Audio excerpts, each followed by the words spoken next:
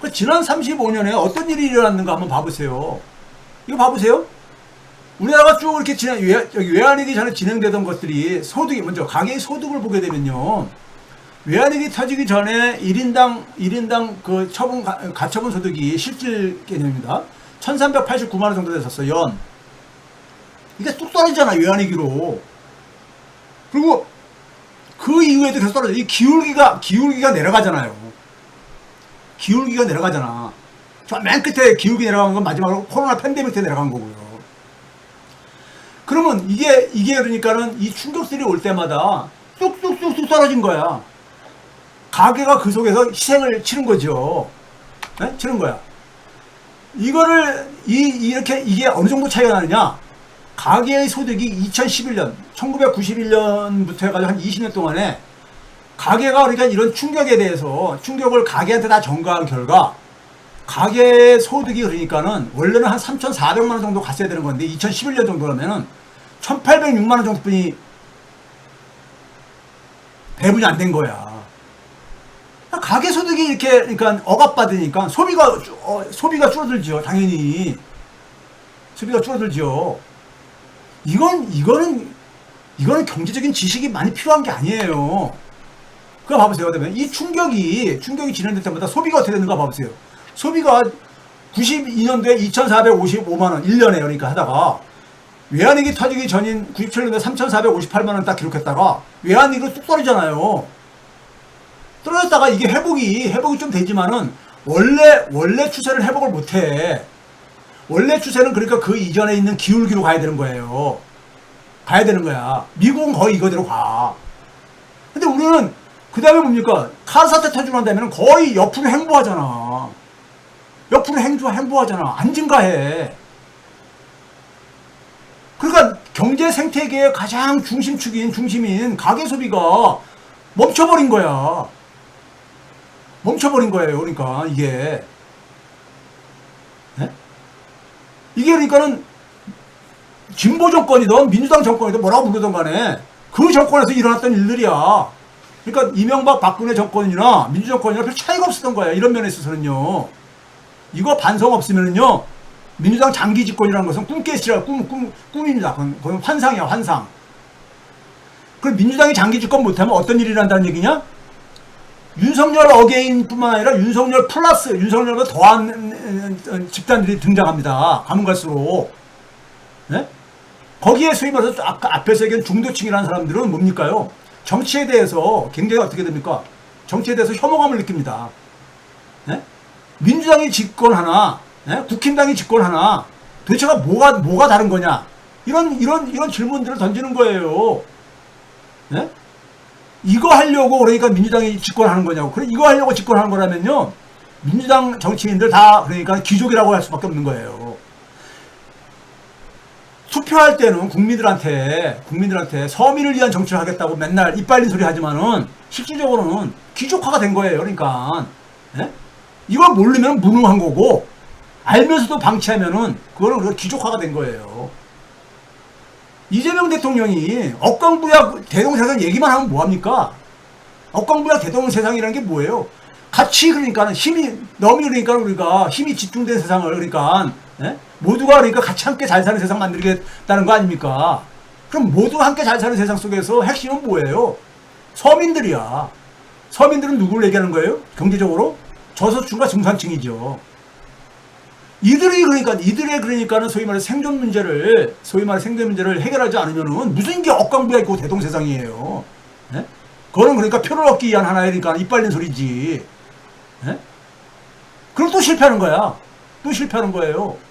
예? 소비가 봐보세요. 소비가 그러니까는 소비가 이게 어떻게 됐는가? 예?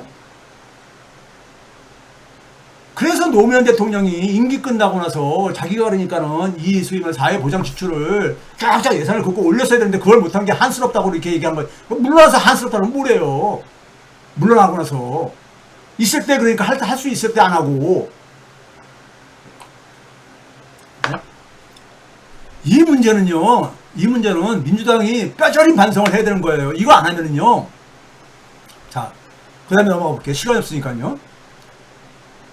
가계의 실질 소비가, 가계의 실질 소비가 92년도부터 2011년 거의 20년 동안에 9,030만 정도까지 이렇게 올라갔어야 되는데, 추세선을 본다면은, 이게 4,080만 원, 절반도 안 간 거야. 그러니까 성장률이 떨어지지. 성장률이 떨어질 수밖에 없는 거지. 이 상황 속에서 가계 소비가, 가계 소득이 줄어드니까 가계 소비가 안 올라가고, 가계 소비가 줄어드니까는 그 상황 속에서 정부가 한 짓이 뭐예요? 모피아들이 한 짓이 뭐냐고. 예? 부동산 카르텔의 정점에 있는 재벌 건설 자본과 금융 자본이 한 게 뭐예요? 가계한테 빚을 동원해가지고 건설 경기 부양하는 그러니까 소위 말해서 전위부대 역할을 시켰잖아요. 전방으로 몰아낸 거 아니야. 그래서 가계부채가 증가하고 부동산 가격 올라가게 하고 그 속에서 성장률은 떨어지고 출산율은 떨어지게 되고 출산율을 결정하는 게 뭐예요? 결혼율인데 결혼을 못하는 이유가 뭐야? 소득 불평등, 주거비 비싼 거, 네? 이런 거 등등이잖아요.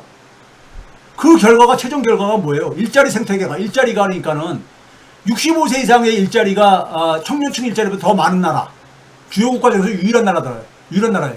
일본은 청년층들이 더 많아요. 일자리가 여전히.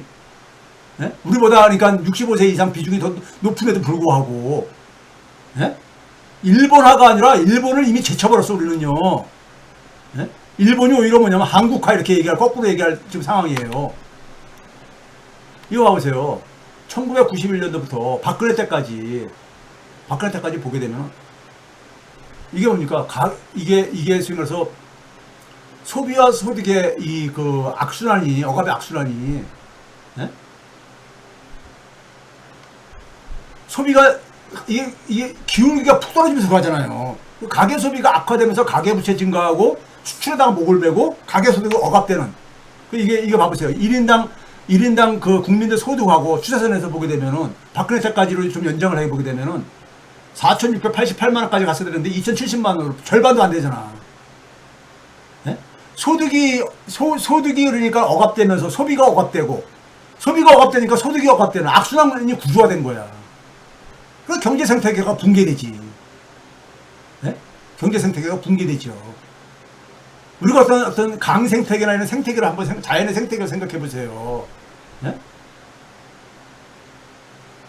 이게 악순환 고리가 만들게 되면 그 생태계는 죽어가는 거잖아요. 2016년까지 소비를 확장해도 거의 옆으로 행보하잖아요. 2002년, 3년 그러니까 가계부채 터지고 난 이후에, 카드 사태가 터지고 난 이후에, 예? 노무현 정권 때잖아. 거의 행보하잖아. 박근혜 때까지, 노무현 때부터 박근혜 때까지 행보하잖아, 앞으로. 네? 가계 소비가 이렇게 억압됐는데, 어떻게 여기서 그러니까 우리가 경제가 성장을 하냐고요. 네? 소득. 문재인 정부 이후 봐보세요. 문재인 정부 이후에도, 네? 팬데믹 이전 5년의 추세선이 갔으면은, 작년도에 2,488만원까지 갔어야 되는 거야. 근데 2,430만원뿐이라는 거 아니에요. 2020년도에 유일하게 추세선을 조금 돌파했어. 왜 그렇습니까? 이게 전국민 재난지원금 효과야. 이게 미국도 똑같아요. 미국은 지난번에 얘기했잖아요. 바이든 때 그러니까 1조 9천억 달러를 이렇게 풀어버리잖아. 네? 이게 조금 추세 넘었잖아요. 그러니까 이게 문재인 때부터 윤석열 때까지의 가계 소비의 이게 모습이에요. 가계 평균. 팬데믹 직전에 2019년도에 4,380만원이었어요. 가계 평균 소비가 1년에. 근데 작년에 4,305만원이야. 네? 그러니까 항상 무슨 충격이 있을 때마다 가계가 다 그걸 뒤집어 쓰는 거야. 가계 중에서 모든 가계는 아니죠. 서민 가계들, 저소득층과 중산층 대부분을 구성하는 이들이 그러니까 다 뒤집어 쓰는 거야. 네? 그러니까 이들이 되게 뭡니까요? 정치에 대해서 혐오감을 가져. 네? 왜 정권이 바뀌나? 이 정권이나 저 정권이나 자기들한테 가는 걸 안 온다 이거지. 문재인 때부터 윤석열 때까지 가계 실질 소비를 봐보시라고요. 이게 또 떨어진 거야. 그 지금 작년에 4,305만 원인데 2019년도 4,380만 원이었어. 그러다 보니까 성장률이 0%뚝 떨어진 거야. 이제는 갈 때까지 간 거야. 그러니까요. 네? 윤석열 정권 때 망쳤다 그러지만은 윤석열 정권 때가 망친 게 아니에요. 네? 윤석열 정권은 워낙 그러니까 다 우리가 이걸 이 묵사발로 만들어 놓은 거고, 그 전에도 제 역할을 못 한 거야. 확장 재정을 하면 뭐래요? 확장 재정이 효과를 제대로 그러니까 저걸 못 했는데, 네? 예산만 많이 증가시키면 뭐 하냐고. 네? 이거 봐보세요. 이게 1991년부터 2000 작년까지의 장기 추세 속에서의 결과입니다. 가계소득이 원래는 7,823만 원까지 갔어야 되는 거야. 근데 2,430만 원에서 이게 뭡니까? 31%야. 35년간 충격을 받으면서 가계가 소득이 철저하게 억압받은 거야. 네? 임금 인상 억제해라, 비정규직화하고 뭐 이렇게 등등 하면서 일자리 제대로 못 만들고 그럼 이렇게 돼버린 거예요. 네? 근데 미국은 어떠냐? 미국은요, 충격이 있을 때 가장 타격을 입힌 게 언제냐면요. 금융위기 이후입니다. 금융위기 전 때. 미국은 그래도 뭐냐면 90년대 이 추세선에서 보게 되면 한 82%까지 정도로 격차가 우리보다 훨씬 적잖아요. 네? 격차가. 얘네들은 충격이 있어서도 그걸 그러니까는 바이든 때는 그러니까 상당히 어쨌든 돈을 풀었잖아. 그래서 가게들한테 돈을 직접 줬잖아요. 네? 우리는 31%, 미국은 82%. 이거 엄청난 차이잖아요. 네? 미국 가게는 1인당 5만 한 2천 달러 정도로. 현재, 작년도 기준으로. 원래는 한 6만 한 3천 달러 있어야 되는데, 한 82%까지는 그래도 이게 격차가 된 거예요. 근데 우리는 이게 뭐냐고요, 31%가. 예? 이러니 서민들이 아우성 안 치겠냐고요. 너무 살기 힘들어하는 게 이게 당연한 결과인 거야. 성장률이 안 떨어지는 게 더 이상한 거예요. 성장률이 0%로 진입 안 한 게 더 이상한 거지. 네? 자영업자가 저게 붕괴되는 게, 자영업자가 급여생활제 소득이 그러니까 한 34%, 35%가 붕괴된 게, 그거 어떻게 보면 자연스러운 거죠. 가계소비 봐보세요. 이게 장기 35년간 장기입니다. 이거 봐보세요. 외환위기 때 뚝 떨어졌다가 조금 올라갔는데 카드 사태 이후로, 이게 노무현 정권 때입니다. 거의 옆으로 행보하잖아요. 네? 소비가 죽어버렸으니까 경제 생태계가 붕괴 안 됩니까? 소비가 죽어버리니까 어떻게 합니까요? 정부가 한다는 짓이 뭐였습니까요? 수출 경쟁력 확보한다고. 수출 경쟁력 확보하기 위해서 어떻게 했습니까? 기업들한테, 그러니까는 기업들은 임금 인상 억제하고, 정규직보다 비정규직 선호하는 거고, 환율로 정책 지원해주고, 감세로 지원해주고, 네? 근데 수출이 안 될 때가 있잖아. 세계 경제가 안 좋으면은, 특히 미국 경제가 안 좋을 때마다. 수출이 안 좋으면 어떻게 했어요? 가게한테 어떻게 했습니까?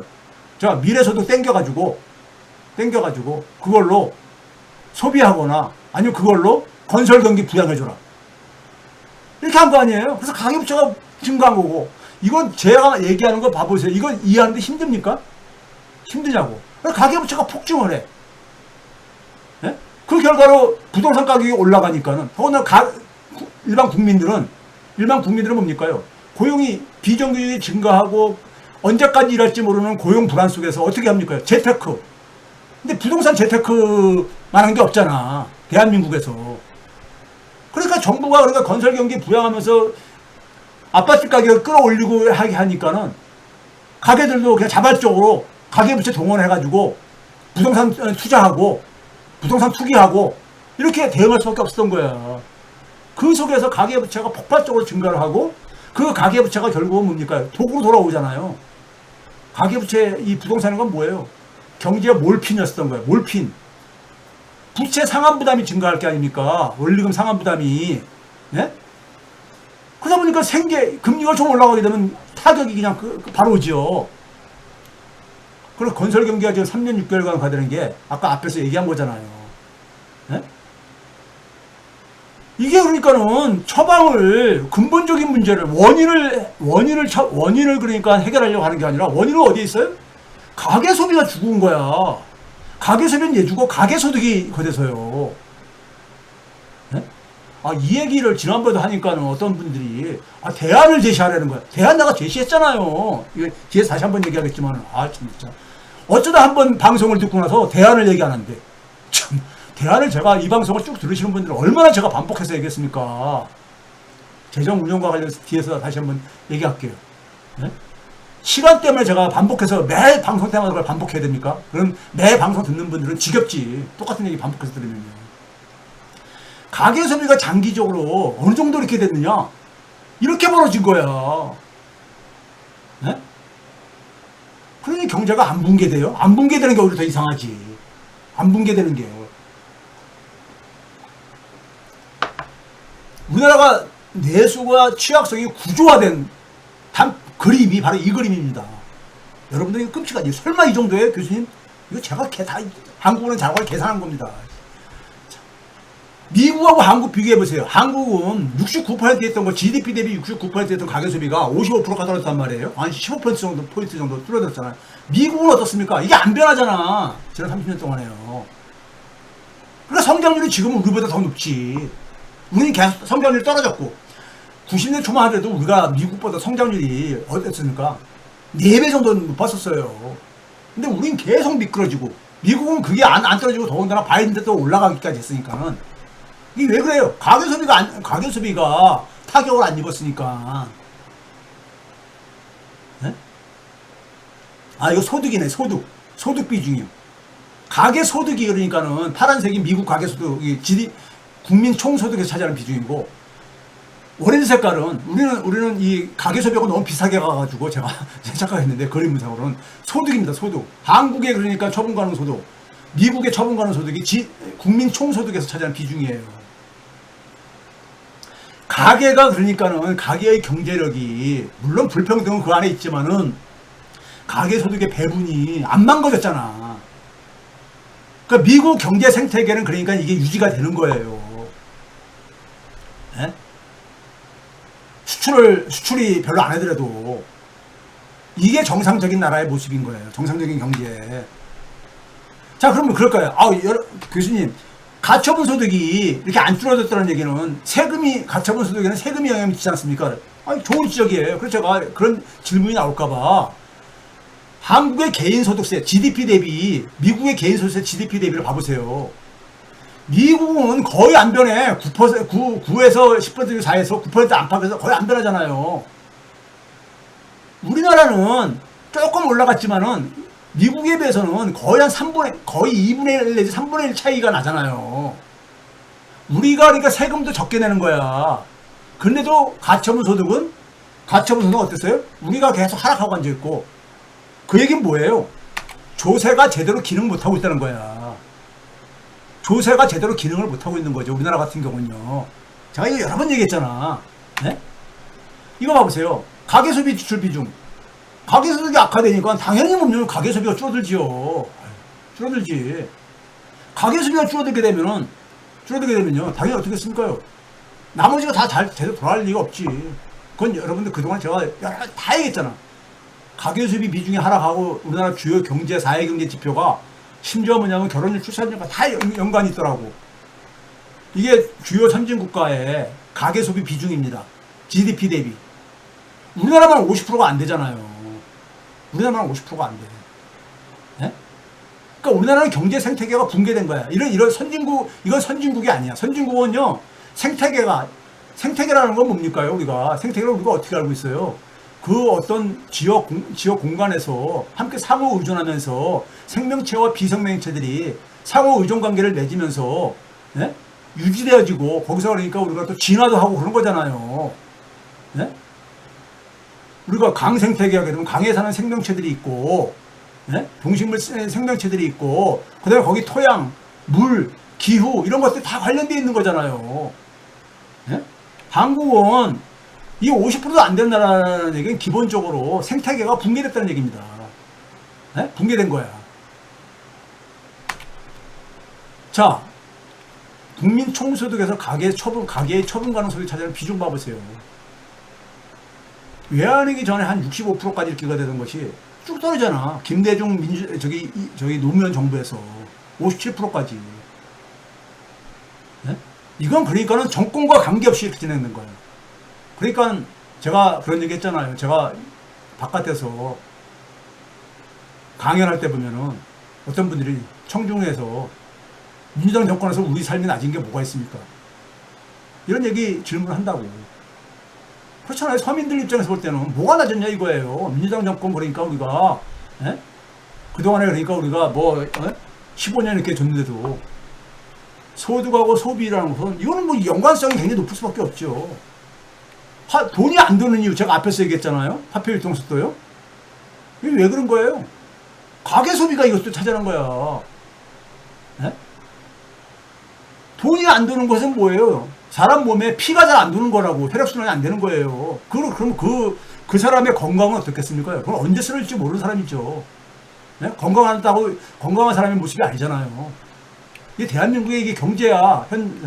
이거를 그러니까 지금 이재명 정권이 직시를 하지 않으면요. 문재인 시즌2가 되는 것은 어쩔 수 없습니다.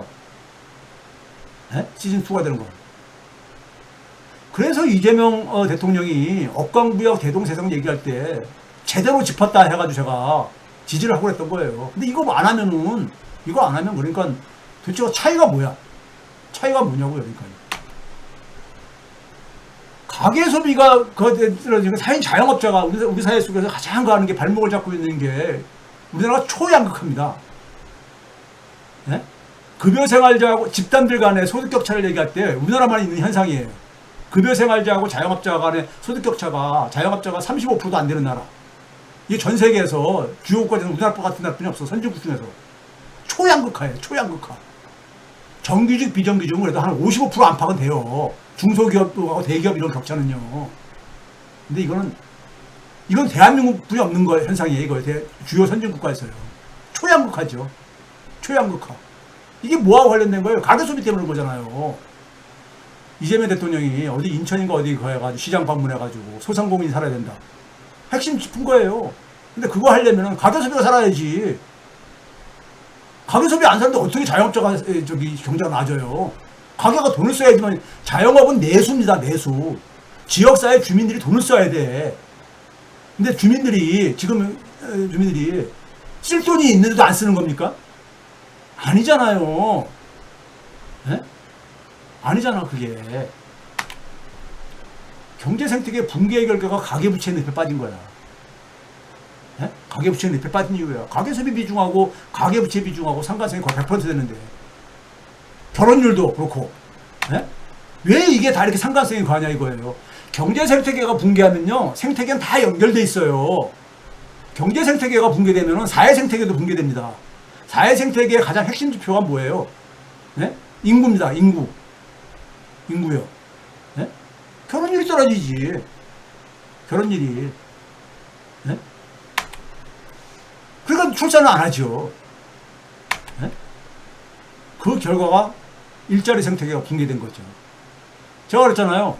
한국의 청년층이 올해 그러니까 7월달 기준으로 아니 올해 7월달 기준으로요. 8월달 지표가 아직 안 나왔기 때문에 7월달 기준으로 한국의 청년층의 일자리가 376만 개입니다. 376만 개요. 고령층 65세 이상. 65세는 은퇴 세대입니다. 사실은요. 대부분이. 네? 381만 개로 역전됐습니다. 작년부터. 고령층의 일자리가 청년층보다 더 많은. 이건 극히 비정상적인 이런 사회는 청년층 일자리가 65세 이상 은퇴를 하는 사람들보다 일자리가 적다는 얘기 사회 속에서 무슨 희망이 있어요? 무슨 희망이 있냐고. 청년이라는 것은 그 사회의 미래잖아요. 20년 후를 그 사회의 모습을 상상하고 싶으면은 그 사회에 그러니까 청년들의 모습을 보면 된다 이런 얘기를 한단 말이에요. 당연한 거 아니에요? 20년 후에는 그들이 그러니까 이 사회의 주역이 되는 세대 연령층들이니까. 근데 이들의 일자리가 그러니까는 65세 이상 일자리보다 적어. 참, 이건 진짜 다른 나라가 이런 통계를 몰라서 그렇지 알면은 대한민국 진짜 이상한 사회를 할 거예요. 일본만 하더라도요, 청년층 일자리가 1125만 개입니다. 근데 65세, 일본이 고령화는 제일 높은 나라잖아요. 고령화, 기준으로는 전 세계에서. 950만 개도 안 돼요. 65세 이상은. 아니, 청년층이 더 많잖아. 일본조차도. 예? 일본조차도요. 청년 일자리가 없다는 얘기는요, 대한민국 기업도 희망이 없다는 겁니다. 청년 일자리는요, 기업 조직에서 청년은 소위 말해서 새 피입니다. 새로운 피를 자꾸만 수혈을 해야지만이 미래 사업이 만들어지죠. 미래 사업은 기존에 있는 소위 말해서 직장인들이 만드는 게 아니잖아요. 네? 그들은 이제 과거의 사업을 만든 거고, 새로운 사업은 그래서 새로운 피를 수혈을 하는 거잖아요. 기업이 성장을 하려면, 혁신을 하고 그러려면요. 대한민국 기업에도 그러니까는 혁신의 희망이 없다는 걸 보여주는 겁니다. 이거는요. 근데 이 일자리 생태계가 바로 뭐예요? 경제 생태계하고 사회 생태계의 붕괴가 합쳐진 결과예요, 이게요. 이게 농축되어 있는 거잖아요. 네? 과거에는 1990년대 초만 하더라도 청년층 일자리가 65세 이상보다도 8배 이상이나 됐었어요. 당연한 거죠. 이게 정상적인 사회지. 근데 지금은 오히려 역전돼가지고 노인 일자리보다 적은 사회. 그래서 우리가 흔히 얘기하는 게, 시중에서 얘기되는 게요, 그게 정확하게 표현하는 겁니다. 은퇴하지 못하는, 노인은 은퇴하지 못하고, 청년들은 그러니까 일자리가 없어가지고. 네? 제가 이거 지난번에 그림을 보여드렸죠. 가계 소비의 하락이, 이게 원인이 무엇인가가 진단이 돼야 되는 거예요. 이걸로 인해 가지고 소득의 초양극화, 우리나라가 전 세계에서 자산 소득 격차가 제일 높은 나라. 그래서 가계부채가 그러니까는 소위 말해서 화제인 나라, 부동산에 늪에 빠져 있는 나라, 이게 다 여기에 관련돼 있는 거잖아요. 화폐 유통수도가 계속해서 떨어지는 나라, 예? 멈추지 않고, 저출산, 애를 안 낳는 사회, 예? 이게 다 여기에 관련돼 있잖아요. 지금 앞에서 본 게. 이게 가장 핵심적인 내용인데, 이거를 그러니까는 선출 권력들이 외면을 하면은요, 어떻게 성장이 가능해? 예? 이게 구조인데, 대한민국 경제 구조인데, 이거 외면하고 어떻게 그러니까 리부스트 하냐고. 예산만 많이 책정하면 이게 이 문제가 저절로 해결되는 겁니까? 많이 확보하는 것도 중요하지만은 그 돈이 어디로 가야 되느냐가 중요한 거잖아요. 그 돈이 어디를 향해 가야 되느냐가 중요한 거잖아. 예? 이거 생각 없이 하게 되면요, 문재인 시즌 2지 뭘. 문재인 시즌 2인 거예요. 예? 안 그렇습니까?